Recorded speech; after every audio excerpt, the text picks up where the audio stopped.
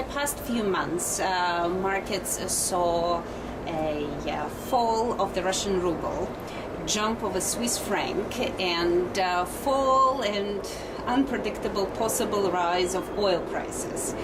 Oh, what is your opinion on the situation in agri-commodities after these events? How agri-commodities might act in 2015? Well, let's start with our friends in Russia. That weaker ruble, what is that going to do for them? Well, it's going to make their wheat cheaper. And if you look at Russia and the Ukraine, those areas, production has looked good, supply has looked good in terms of what's coming out. Hopefully that stays that way. So it can make their products more attractive. The Swissy, in terms of its movement, for U.S. agricultural markets, it's not going to have a tremendous impact on it. That's going to be more of a regional area. But if we look at Durham wheat, which is traded on the Borsa Italiana, a new product that they have launched, it could have some impact there. It may have impact in terms of attractiveness. It may have impact in terms of Swiss buying some of these other products around that region that they typically would buy. So I see some challenges there. When it comes to the United States agricultural markets, if our dollar gets stronger, then our products become more expensive. So we have that challenge. You know, if you look at China, China looks at the world when they go out to buy grain, just like you and I do when we go to the store. We compare prices, and so do they. So when they look at a source for soybeans, do they buy it from the United States or do they buy it from Argentina or from Brazil? And it really goes back to those currencies, and it goes back to the price of those individual commodities. So I really think we're going to have an interesting year when it comes to those markets. Talking about China, China's economy is slowing down, but China is known to be eating rice 3 times a day. And there are a lot of other cultures that consume rice all the time. And it's their national tradition. What about rice prices in 2015 and their correlation to Chinese economy? People have to eat. So even though their economy may be slowing down, when you and I look at it, we say, oh, it should be 7.4 and it's 7.3. For the people in that country that are consuming rice, they're still going to consume rice. So I don't see a dramatic change in consumption pattern. Where we may see a change in consumption pattern because of the slowdown would be in the consumption of protein. So right now they consume more hog than any other country, more pork. Their beef consumption is up over 500%. So one of the things that I look at, and the chickens have just gone crazy in terms of consumption. So when you look at a country, I find interesting is to look at the consumption of protein as a measure of their economy.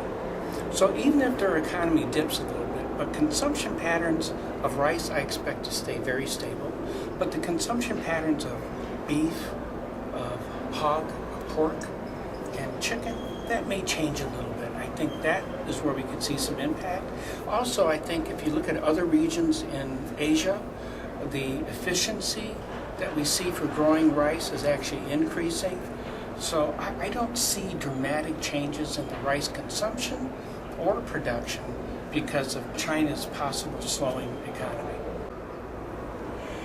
Daniel, you just mentioned consumption of proteins in China, and since people eat a lot of pork and a lot of beef, there is a lot of leather on the market. And what about the prices for pork and live cattle overall for 2015? How do you see them developing? Well, let's start with the United States, shall we? If we're going to talk about that, those two particular markets, because we can trade those in the United States.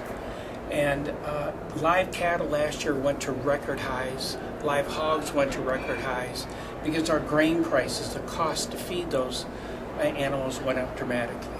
Now here's the impact on the United States side. What happens if you and I own live cattle and we're feeding it and our cost is going up, to the point that when we take this cattle for processing, we cannot sell it enough to cover the cost increased? Well, what happens is people take their cattle sooner to process than they would normally. So what that does, it's reduced our herds tremendously in the United States. Here's the challenge. It takes about 2 years to bring your herd back up to the size it was before, because you got to get little calves and let them grow, and it takes time to do that, about 1.5 to 2 years. So right now, this coming year, we're probably still going to have a shortage of live cattle in the United States. And also the same thing holds true for live hogs. All right, so that's our situation here. Now let's go to our friends in China.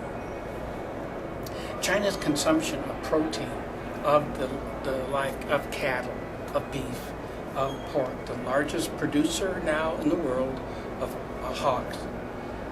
That consumption pattern still has been going up. We haven't seen any changes, even though their economy overall has changed yet.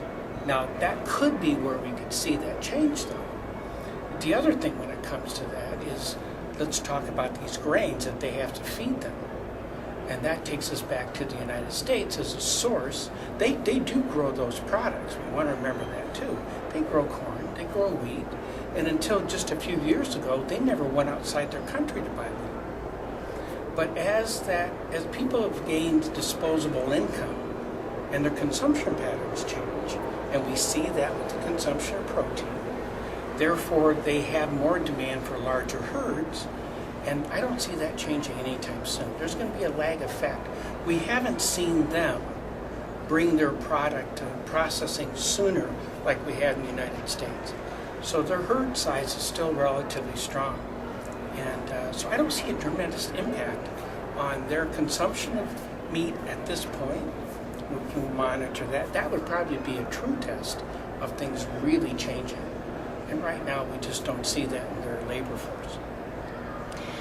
Well, one more fascinating agricultural commodity, corn. It's being eaten, it's being used for plastic, it's being used for fuel. Where are the prices going with all that demand? Oh, that's a good one. Corn is such an interesting market. And corn is the largest commodity value-wise that we grow in the United States. I think last year it was over $76 billion, I think, if I remember that correctly. So it's a very large market for us. Now, let's look at how it breaks down. You mentioned some good ones. If we think about these other uses, if we think about energy, if we think about other applications of corn, and we eat some too, which is actually very minor, it's about 1/3 of corn consumption. 2/3 of it goes to animal feed. That's the primary use of corn in the United States. We use it for animal feed. We use it as a protein source. So to raise our herd, basically, that is right. Very small in size right now. It all fits together. Now, if corn prices take off again, people again are going to start putting pressure on those live cattle and those hogs, right? And they're also, what they do is they look at alternatives. At a certain price level, if you and I are using corn to feed our animals, we will switch from corn and go to wheat, or we may go to soybeans, soybean meal. Those are all potential sources of protein for our animals, and which one depends on where these price relationships are. Now, we go back to corn. Last year we had record crops, and the plan is for this year to create another record. So what we need to see is what are the planting intentions and the actual planting over the next couple months with American farmers. That will give us a little bit better feel for what we can expect for our crop this coming year. But if you and I are a farmer and we look at the ratio of the price of corn compared to soybeans, at some point it determines what we're going to plant in the ground. And you know something else that I find interesting in the United States is that as you go from the north, like North Dakota, and you go down to Texas, as a farmer, my choices change.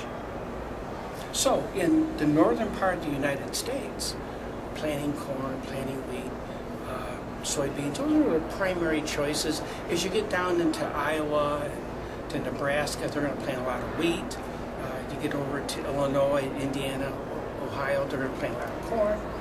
As you go further south, now we have other choices. If I'm in Texas, I may plant cotton instead of some of these other products. So that balance of what Arkansas would do the same thing, of what they plant and how much they plant varies in different regions of the United States. So those are things that you and I would also want to monitor as we go forward. So to summarize, we're looking for large corn crops this coming year. So we need to monitor, is that indeed true? And then we'll see how it grows. A large planting doesn't mean you're going to get a large yield if we have problems in between. So we got to monitor all those issues.